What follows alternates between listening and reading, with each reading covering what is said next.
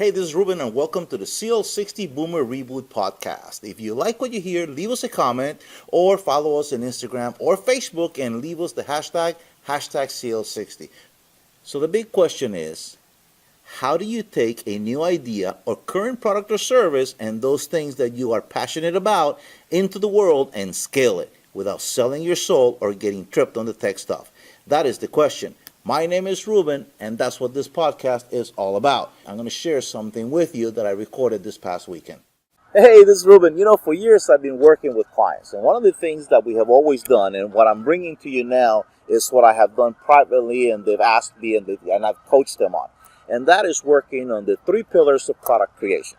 No matter whether it's a product or a service, but when you want to bring something new to market and you want to maximize your return, there's 3 pillars that we got to look at. And within those 3 pillars, we have 3 cornerstones that we have to deal with. For example, we have conception, creation, and conversion.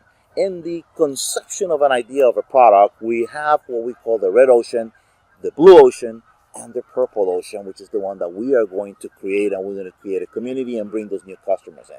Now, what happens is this. We have the red ocean, and you can imagine the ocean, being red like sharks, feeding frenzy, and that's why we call it the red ocean, because that's where your customers are, that's where your competition is, and that's where everybody's fighting in price. That is the one thing that you don't want to do. But when you're looking at bringing a product to market, it's a safe place to be because it has no risk, but you have to compete in price. You don't want to compete in price because you're going to starve to death.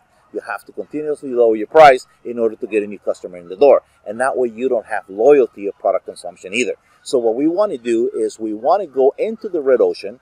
We want to extract those clients that are already there. We're going to use a good hook and get them out of there. And we're going to create a blue ocean. Now, the blue ocean has risk. You're in there by yourself trying to create this new idea and trying to bring new clients to it, where you're going to end up as like a pioneer with arrows all over your back, and it has a tremendous amount of risk.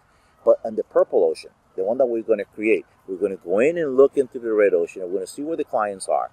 We're going to see what are the features and benefits that they're looking for, and what can we add to them. That way we create our own ocean of customers and clients that are already looking for what we have to offer, but they're looking for a new opportunity. Let me give you an example of this. Steve Jobs came to market. Did he bring anything new? No, the phone already existed. But what he brought was innovation. He said, with this phone. Actually, he didn't even say with this phone. Remember when he introduced the iPod? It wasn't an MP3 player. What he brought to market was 1,000 songs in your pocket. So he brought a new twist. He brought a new idea to customers that were already using the Walkman in that case. But he said, now I'm going to give you something a little bit better. So it was something that was already in the market, but with a new twist, and he created a brand new community. He created his own purple market. For example, Jesse, one of my clients, he did the same thing. He was already offering concealed carry classes for people to get their concealed carry permits in the different states that he was teaching these classes. And he was struggling with this. And he called me one day, and we've been talking for a couple of years. I was helping every 3 months, giving him some.